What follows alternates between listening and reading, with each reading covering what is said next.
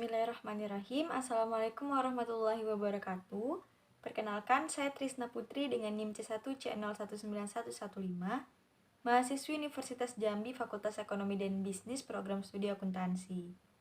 Pada kesempatan kali ini, saya akan membahas salah satu materi pada mata kuliah akuntansi syariah, yaitu mengenai akad ijarah. Adapun pokok pembahasan pada materi kali ini yaitu yang pertama mengenai pengertian akad ijarah, yang kedua jenis akad ijarah, yang ketiga dasar syariah, yang keempat perlakuan akuntansi berdasarkan PSAK 107, dan yang kelima ilustrasi kasus akad ijarah. Kita masuk ke pembahasan yang pertama yaitu mengenai pengertian akad ijarah. Menurut Sayyid Sabiq dalam fikih sunnah, ijarah berasal dari kata al-ajru yang berarti al-iwadu, ganti atau kompensasi. Ijarah dapat didefinisikan sebagai akad pemindahan hak guna atau manfaat atas suatu barang atau jasa dalam waktu tertentu dengan pembayaran upah sewa tanpa diikuti dengan pemindahan kepemilikan atas barang itu sendiri. Jadi, ijarah dimaksudkan untuk mengambil manfaat atas suatu barang atau jasa dengan jalan pengganti, yaitu membayar sewa atau upah sejumlah tertentu. Pembahasan yang kedua yaitu mengenai jenis akad ijarah. Berdasarkan objek yang disewakan, ijarah dapat dibagi menjadi dua. Yang pertama yaitu manfaat atas aset yang tidak bergerak seperti rumah, atau aset bergerak seperti mobil, motor, pakaian, dan sebagainya. Kemudian yang kedua, manfaat atas jasa berasal dari hasil karya atau dari pekerjaan seseorang. Sedangkan berdasarkan PSAK 107, ijarah dibagi menjadi 4. Yang pertama yaitu ijarah yang merupakan sewa-menyewa objek ijarah tanpa perpindahan risiko dan manfaat atas kepemilikan aset terkait, dengan atau tanpa wad untuk memindahkan kepemilikan dari pemilik kepada penyewa pada saat tertentu. Kemudian yang kedua, ijarah muttahiyah bin tamlik atau IMBT yang merupakan ijarah dengan wad perpindahan kepemilikan aset yang diijarahkan pada saat tertentu. Yang ketiga, jual dan ijarah, yang merupakan transaksi menjual aset ijarah kepada pihak lain dan kemudian menyewa kembali aset ijarah yang telah dijual tersebut.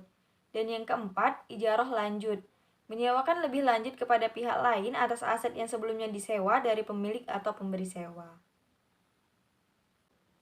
Pembahasan yang ketiga yaitu mengenai dasar syariah. Sumber hukum akad ijarah ada dua, yang pertama yaitu Al-Quran. Sebagaimana sesuai dengan firman Allah dalam Quran Surah Az-Zukhruf ayat 32, dan sunnah yang diriwayatkan oleh Ibnu Majah yang dapat teman-teman lihat pada slide yang saya tampilkan. Rukun dan ketentuan syariah ijarah. Yang pertama yaitu rukun ijarah yang meliputi pelaku yang terdiri atas pemberi sewa dan juga penyewa. Kemudian yang kedua, objek akad ijarah yang berupa manfaat aset dan pembayaran sewa atau manfaat jasa dan pembayaran upah. Dan yang ketiga, ijab kabul atau serah terima. Kemudian ketentuan syariah akad ijarah. Yang pertama, pelaku harus cakap hukum dan baligh. Yang kedua, objek akad ijarah yang meliputi manfaat aset atau jasa, sewa dan upah, ketentuan syariah untuk ijarah muntahiyah bitamlik. Serta yang ketiga yaitu ijab kabul yang merupakan pernyataan dan ekspresi saling rela di antara pihak-pihak pelaku akad yang dilakukan secara verbal, tertulis, melalui korespondensi atau menggunakan cara-cara komunikasi yang modern. Sebelum akad ijarah berakhir, yang pertama, periode akad sudah selesai sesuai perjanjian, namun kontrak masih dapat berlaku walaupun dalam perjanjian sudah selesai dengan beberapa alasan. Yang kedua, periode akad belum selesai tetapi pemberi sewa dan penyewa sepakat menghentikan akad ijarah. Yang ketiga, terjadi kerusakan aset. Yang keempat, penyewa tidak dapat membayar sewa. Dan yang kelima, salah satu pihak meninggal dan ahli waris tidak berkeinginan untuk meneruskan akad karena memberatkannya. Pembahasan yang keempat yaitu mengenai perlakuan akuntansi berdasarkan PSAK 107. Akuntansi untuk pemberi sewa.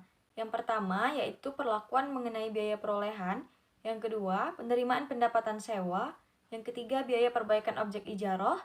Yang keempat, pada akhir periode dilakukan alokasi untuk beban penyusutan. Beban penyusutan dapat dibebankan sesuai masa sewa atau masa manfaat aset. Yang kelima, perpindahan kepemilikan objek ijarah. Yang keenam, Pada akhir kontrak, aset ijarah dikembalikan kepada pemberi sewa sehingga dibuatkan ayat jurnal reklasifikasi. Yang ketujuh mengenai penyajian dan yang kedelapan mengenai pengungkapan. Akuntansi untuk penyewa. Yang pertama yaitu mengenai perlakuan terhadap beban sewa.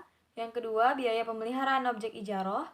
Yang ketiga, jika pemberi sewa yang menanggung biaya pemeliharaan dan dibayarkan terlebih dahulu oleh penyewa, maka akan ditagihkan kepada pemberi sewa. Yang keempat, perpindahan kepemilikan dalam akad IMBT. Yang kelima, jika suatu entitas atau penyewa menyewakan kembali aset ijarah lebih lanjut pada pihak lain atas aset yang sebelumnya disewa, maka ia harus menerapkan perlakuan akuntansi untuk pemilik dan akuntansi penyewa dalam PSAK ini. Kemudian yang keenam mengenai pengungkapan. Pembahasan yang kelima yaitu mengenai ilustrasi kasus akad ijarah. Saya mengambil contoh akuntansi untuk pemberi sewa yaitu mengenai pembelian aset ijarah. Pemberi sewa membeli mobil yang disewakan sebesar Rp150.000 dari PT Berkah. Mobil tersebut memiliki masa manfaat selama 5 tahun.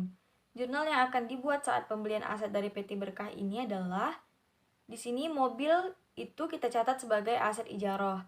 Sebesar nominal kita membeli yaitu Rp150.000 dan di kreditnya adalah kas apabila kita membayar tunai dan utang apabila kita membeli secara kredit sebesar Rp150.000. Baiklah, sekian penjelasan dari saya mengenai akad ijarah. Apabila terdapat kesalahan atas ucapan ataupun perbuatan, saya mohon maaf. Kepada Allah saya mohon ampun. Saya akhiri, wassalamualaikum warahmatullahi wabarakatuh.